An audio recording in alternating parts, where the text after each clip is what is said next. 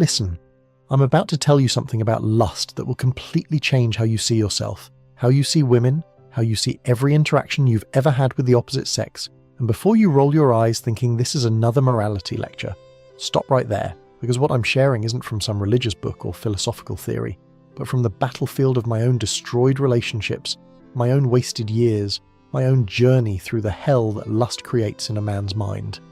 There's a mechanism in every man's brain, a program that's been running since you were 13 years old.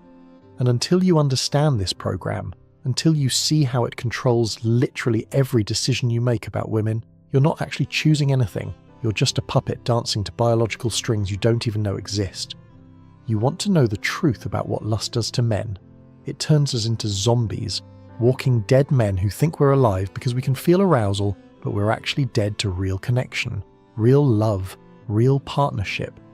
We're chasing ghosts, shadows, projections of our own desperate need, and we call it attraction. We call it love. We call it chemistry. But it's none of those things. It's just addiction dressed up in romantic clothing, and like any addiction, it promises everything and delivers nothing except the need for more. I discovered this truth the hard way, through years of what I thought was success with women, but was actually just sophisticated failure. I could attract them, seduce them, get them into bed, make them fall for me. But you know what I couldn't do? I couldn't actually feel anything real for any of them. Even when the perfect woman was right in front of me, and I mean perfect by any standard, beautiful, intelligent, kind, devoted, I felt nothing except the mechanical urge to conquer and move on to the next one. It's common to notice that men who are drowning in lust can't recognize genuine compatibility even when it's staring them in the face. There was this period in my life, I'm talking about years here, where woman after woman passed through my life, each one potentially the right one, but my lust-soaked brain could only see them as objects for temporary satisfaction. One woman, let me tell you about her, she was everything any sane man would want. Successful career, loved children, came from a good family, looked at me like I hung the moon. We dated for 8 months, and the entire time I felt like I was acting in a play, going through motions, saying the right words, but feeling absolutely nothing except physical desire that decreased with each encounter. You see, yes, this is what lust does to your perception. It creates this filter over reality, where you can only see women through the lens of sexual potential. Will she sleep with me? How quickly? How good will it be? What will she do that others won't? These become the only questions that matter, and everything else about her, her dreams, her fears, her character, her soul, becomes invisible background noise. You're not actually seeing women anymore, you're seeing walking opportunities for dopamine release, and that is why you keep choosing the wrong ones. The moment I started practicing abstinence, and I mean real abstinence, not just physical but mental, not just avoiding sex but avoiding the constant sexual fantasizing, the constant scrolling through images, the constant feeding of that lustful beast in my brain, something shocking happened.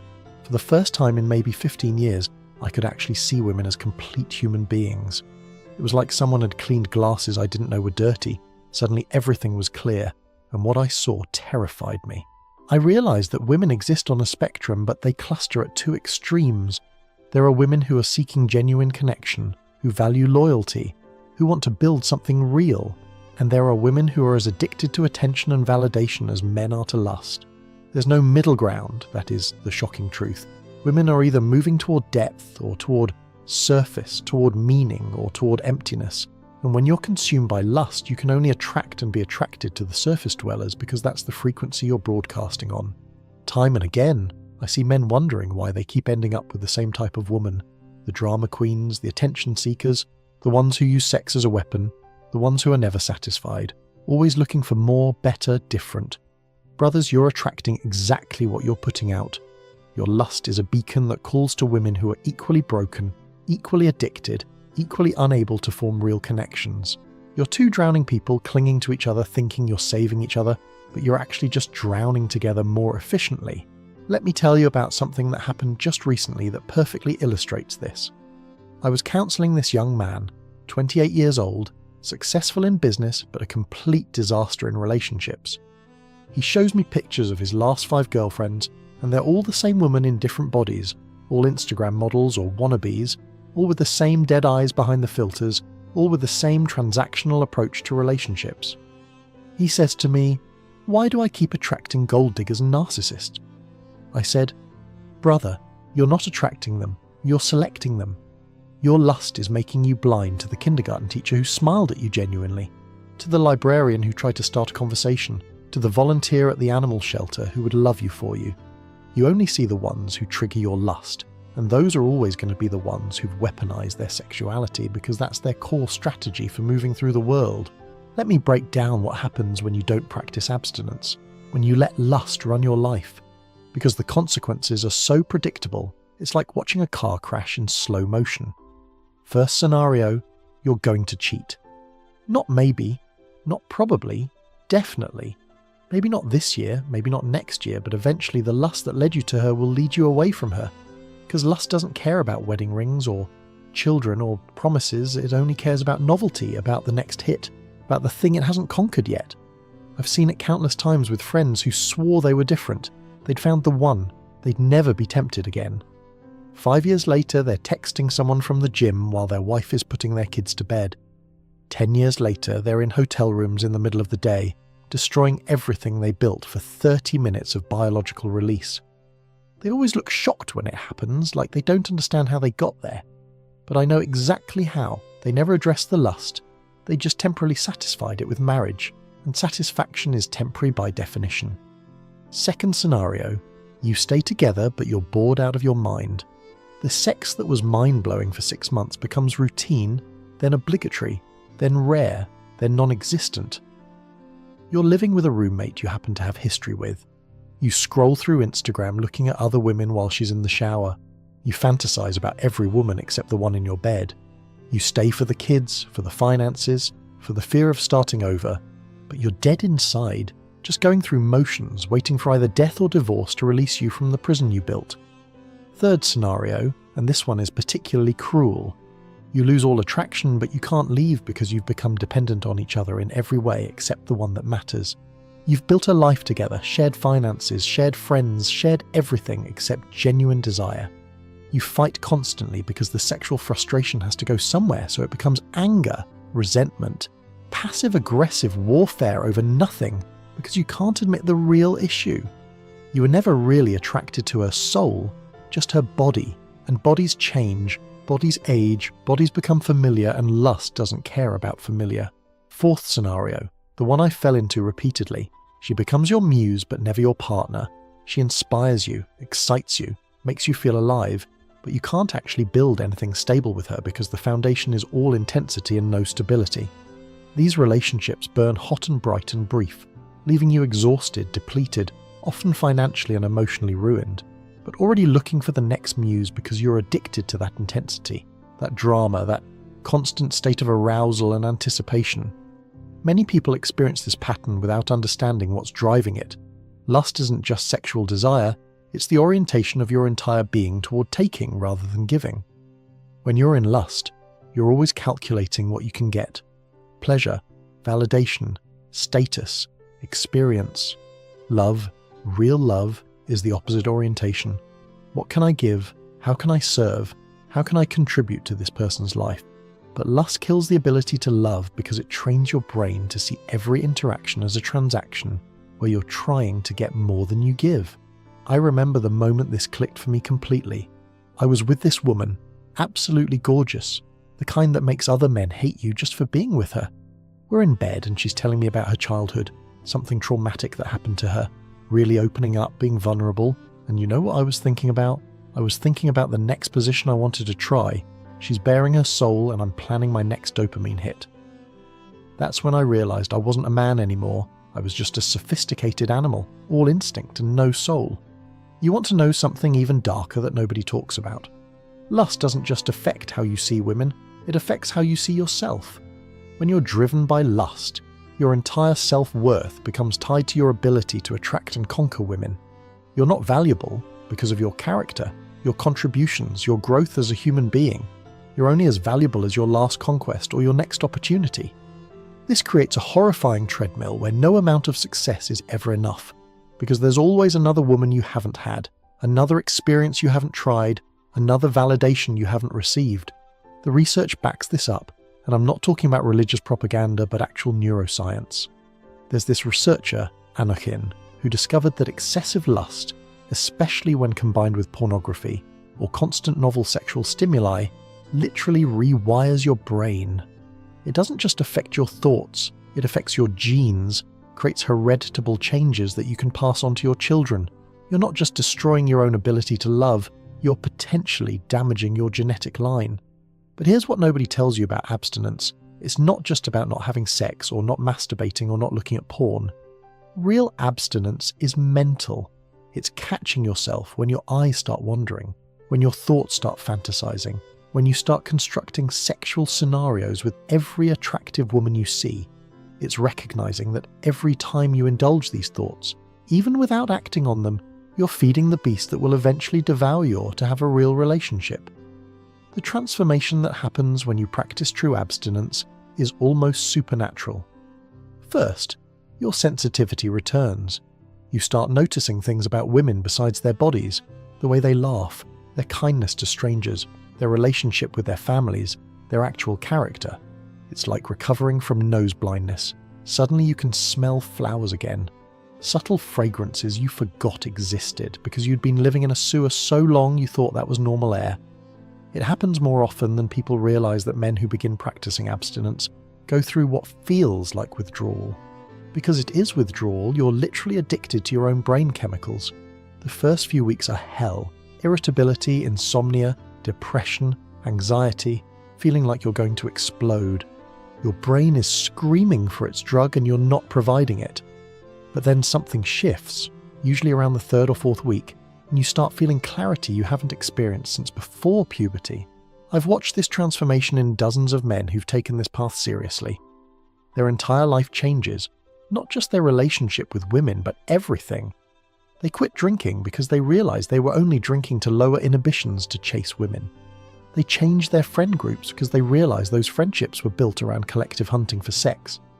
They discover interests and passions they didn't know they had because so much of their mental energy is freed up from the constant sexual calculus. One friend told me something that stuck with me forever. He said, "I realized that 90% of everything I'd done since I was 14 was directly or indirectly about getting women's attention. The car I drove, the clothes I wore, the job I chose, the jokes I told, the books I read, even the food I claimed to like. It was all a performance designed to increase my sexual market value. When I stopped performing, I had to figure out who I actually was." That's the terrifying and liberating truth about abstinence. It forces you to confront who you are when you're not in hunting mode. Many men discover they don't actually know themselves at all. They've been playing a character so long they forgot they were acting. But this is where real growth begins, where you start building an identity based on something more solid than your ability to attract women. You see, yes, the men who fail at this, and I've been one of them multiple times, fall into predictable patterns. They white-knuckle it for a few weeks or months, then something triggers them. Stress, loneliness, opportunity, and they binge worse than before. Then they feel such shame they give up entirely, deciding they're just that kind of man and there's no point fighting it. But that's like an alcoholic saying they're just a drunk because they relapsed once. The key is understanding that this is a lifelong practice, not a one-time achievement. You're not trying to become someone who never feels lust. That's impossible and probably unhealthy. You're trying to become someone who isn't controlled by lust, who can feel it without feeding it, who can acknowledge attraction without being enslaved by it. It's the difference between having a pet dog and being mauled by a wild wolf. I've seen it countless times where men think they've conquered lust only to be humbled by how quickly it can return. You practice abstinence for 6 months, feel like a new man, start dating someone with clear eyes and pure intentions, and then one day you're walking down the street and see someone in yoga pants and your brain lights up like a Christmas tree with all the old patterns. The difference is now you recognize what's happening, and you have tools to deal with it instead of being carried away by it. The tools are simple but not easy. Physical distance from triggers. No Instagram, no dating apps, no innocent flirting, no putting yourself in situations where temptation is likely. Mental discipline, catching thoughts before they become fantasies, redirecting attention when it starts to wander, refusing to indulge in sexual imagery even in your own mind, and most importantly, having something bigger than lust to live for, a mission, a purpose, a reason to preserve your energy for something more important than temporary pleasure. Time and again, it's clear that men who successfully practice abstinence don't do it through willpower alone. They do it by replacing lust with something more compelling. For some, it's spiritual growth. For others, it's professional ambition. For others, it's the desire to be a good father or husband. The point is, you can't just remove lust and leave a vacuum. You have to fill that space with something that matters more than getting laid. Many people experience a complete reversal of their woman problems once they commit to abstinence. The man who couldn't find a good woman suddenly realizes they were everywhere. He just couldn't see them through his lust goggles. The man who kept attracting crazy women realizes he was the common denominator. His energy was attracting exactly what it was putting out. The man who thought all women were shallow discovers depth when he starts approaching them with depth. But here's the most important thing about abstinence that nobody talks about. It's not about becoming pure or holy or morally superior. It's about becoming functional. Lust dysfunction is like any other dysfunction. It prevents you from operating at your full capacity. You wouldn't accept being addicted to alcohol or drugs because you know it would limit your potential. Why accept being addicted to lust when it's equally limiting? I remember talking to an older man, successful in business, married 40 years, and I asked him his secret. He said something that seemed strange at the time but makes perfect sense now. He said, "I decided early on that my sexual energy was like money. I could either spend it or invest it. Spending it felt good in the moment but left me broke. Investing it in one woman, in my family, in my work, that paid dividends for decades. That's really what abstinence is about. Energy management. Every time you indulge lust, whether physically or mentally, you're spending energy that could be invested elsewhere. And unlike money, which you can earn more of, you only have so much life force, so much creative energy, so much emotional capacity. Spend it on chasing endless variety and you'll have nothing left for building something lasting. The men who understand this, really understand it not just intellectually but in their bones, become unstoppable. They're not distracted by every pretty face. They're not derailed by sexual opportunity. They're not controlled by anyone who figures out their triggers. They're free in a way that most modern men can't even imagine because most modern men have been slaves to lust since before they could shave. It happens more often than people realize that successful abstinence completely changes how women respond to you. When you're not projecting sexual hunger, women relax around you. They show you who they really are instead of who they think you want them to be. They respect you because they intuitively understand that you're not controlled by what controls most men. And paradoxically, many find this more attractive than overt sexual interest because it signals strength, self-control, and standards. But let me be clear about something. This isn't about manipulating women by pretending not to want them. That's just another form of lust, more sophisticated but equally destructive. This is about genuinely transforming your orientation from taking to giving, from hunger to abundance, from need to choice. When you're not driven by lust, you can actually choose a partner based on compatibility, character, shared values, mutual growth potential, things that matter for a lifetime instead of a night. I've observed this pattern repeatedly. Men who practice abstinence for at least 90 days report the same experience. Around day 30, the brain fog clears. Around day 60, emotional sensitivity returns. Around day 90, they feel like a completely different person. Not perfect, not without desire, but functional in a way they haven't been since childhood. They can make decisions without the constant background noise of sexual calculation. You want to know what's really tragic? Most men will never experience this clarity.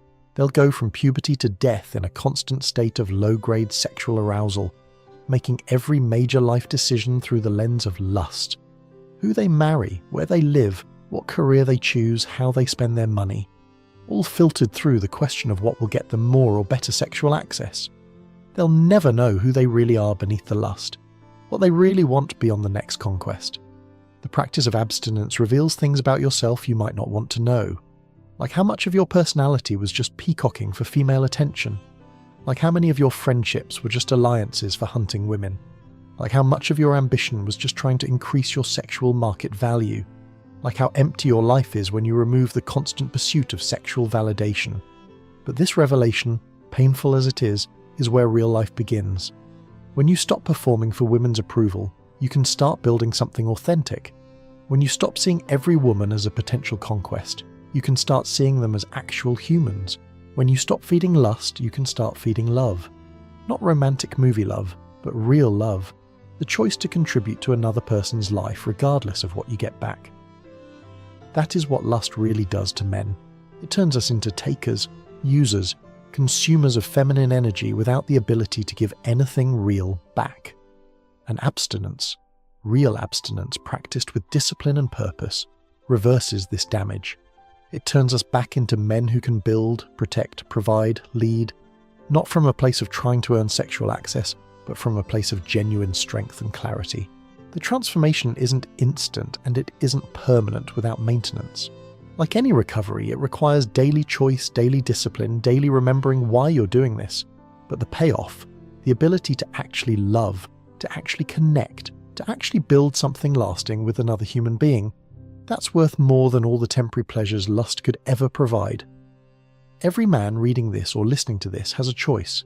Continue being a slave to lust, continue choosing partners badly, continue destroying potentially good relationships with your uncontrolled desire, continue living at maybe 20% of your potential because the other 80% is consumed by sexual obsession.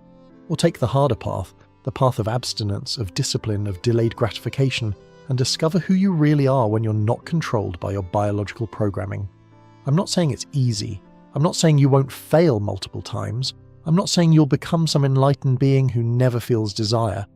I'm saying you'll become functional, clear-headed, capable of real love and real choice, and in a world full of men enslaved by their lust that makes you rare, valuable, and truly free.